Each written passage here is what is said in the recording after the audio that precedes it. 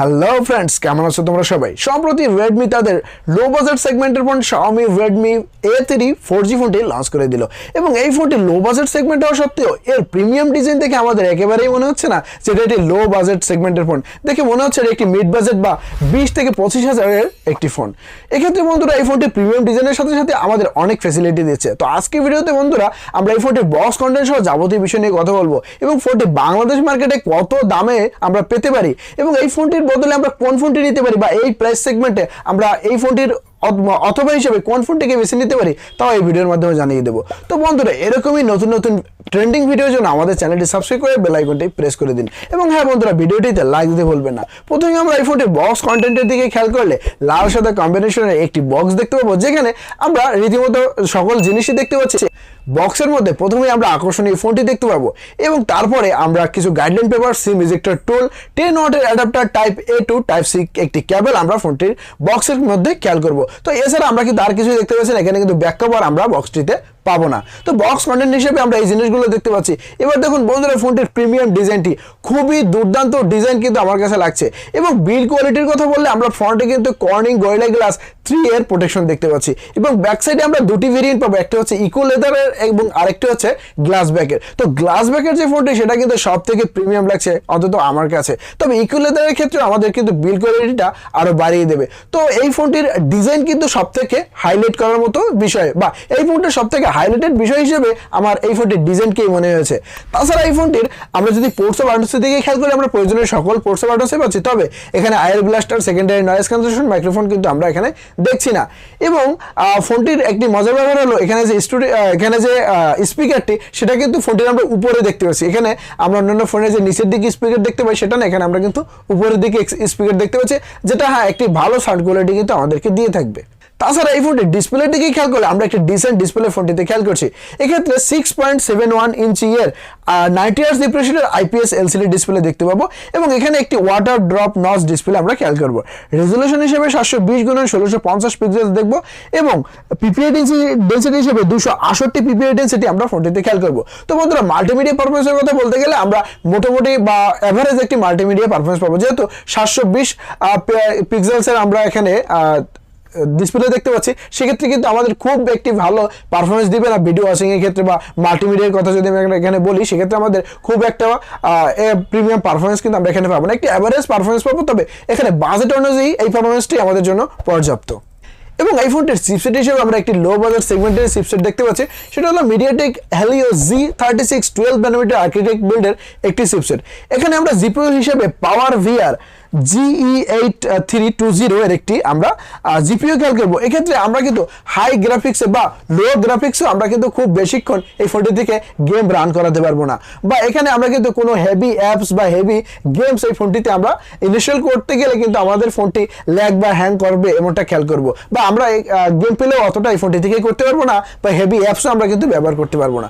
তাছাড়া এই ফোনটির র্যাম হিসেবে আমরা 364, 4128 ও 6128 জিবির ভেরিয়েন্ট দেখতে পাবো। এক্ষেত্রে আমরা LPDDR4X র্যাম টাইপ দেখবো এবং র্যাম টাইপ হিসেবে আমরা eMMC E5.1 আমরা এখানে S2S টাইপ দেখতে পাবো। তো এক্ষেত্রে কিন্তু আমরা খুব একটা ভালো পারফরমেন্স এক্ষেত্রে দেখছি না, তবে অবশ্যই আপনাদের অন্য আরেকটি ফোন সাজেস্ট করবো যে এসব ক্ষেত্রে আমাদের ভালো পারফরমেন্স দিয়ে থাকবে। এবং এই ফোনটিতে আমরা UI দেখতে পাবো এবং যেটা রান করবে Android 13 Go এডিশনের সাথে। হ্যাঁ বন্ধুরা এখানে কিন্তু আমরা Go এডিশন দেখতে পাবো, যার কারণে কিন্তু আমরা এই ফোনটিতে হেভি অ্যাপস বা হেভি গেমস আমরা রান করাতে পারবো না, বা রান করালে আমাদের কিন্তু আমাদের প্রবলেম দেখা দিবে বা আমরা ওভারহিট বা ফ্রেম ড্রপ এই ক্ষেত্রে লক্ষ্য করব।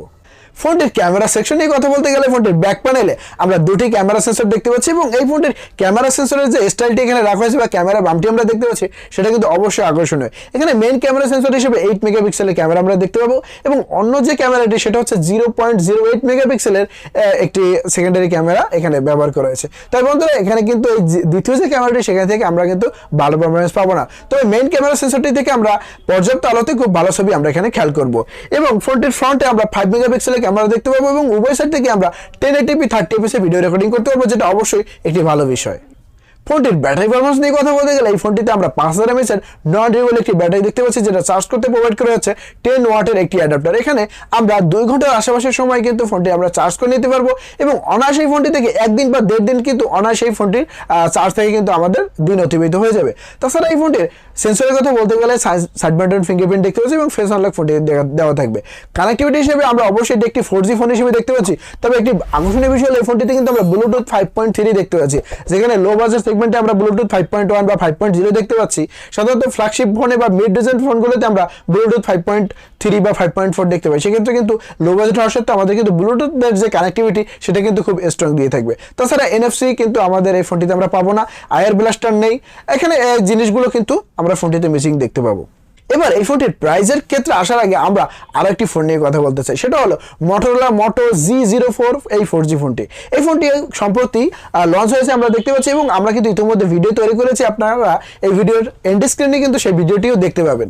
এক্ষেত্রে আমরা সেম বাজেট সেগমেন্টে আমরা ফোনটি দেখছি বা প্রায় একই বাজেট সেগমেন্টে আমরা কিন্তু দুটি ফোন দেখতে পাচ্ছি।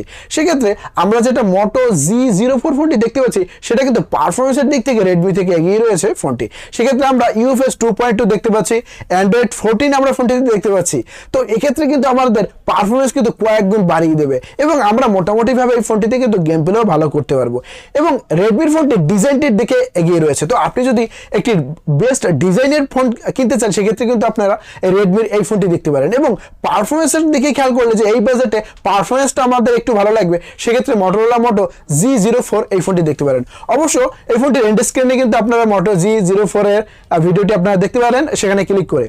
এবার আসা যাক এই ফোনটির প্রাইসের ক্ষেত্রে। ইন্ডিয়ান মার্কেটে আমরা এই ফোনটি 7,500 রুপির কাছাকাছি আমরা এই ফোনটি দেখতে পাচ্ছি এবং এখানে যদি ব্যাংক অফার বা বিভিন্ন অফার অ্যাড করে এই ফোনটি কিন্তু 6,500 কাছাকাছি আমরা দেখতে পাবো। বাংলাদেশের মার্কেটে আমরা যদি এই ফোনটির প্রাইস কনভার্ট করি প্রায় 10,000 টাকার আশেপাশে আমরা দেখতে পাই। তবে আনঅফিসিয়ালি ফোনটি যদি আমরা বাংলাদেশে পেয়ে যাই সেক্ষেত্রে আমরা 12 থেকে 15,000 মধ্যে আমরা ভেরিয়েন্ট অনুযায়ী কিন্তু দাম খেয়াল করবো। তবে আপনি যদি ইন্ডিয়া থেকে সরাসরি কারো মাধ্যমে আইডি নিতে পারেন সেক্ষেত্রে আপনার সর্বোচ্চ 10 থেকে 11,000 টাকা খরচ হতে পারে। তো বন্ধুরা এই ছিল আজকে ভিডিওটি যদি ভালো লাগে থাকে অবশ্যই কমেন্ট করে জানাবেন এবং এরকমই নতুন নতুন ট্রেন্ডিং ভিডিওর জন্য আমাদের চ্যানেলটি সাবস্ক্রাইব করে বেল আইকনটি প্রেস করে দিবেন। ধন্যবাদ, ভালো থাকবেন, সুস্থ থাকবেন।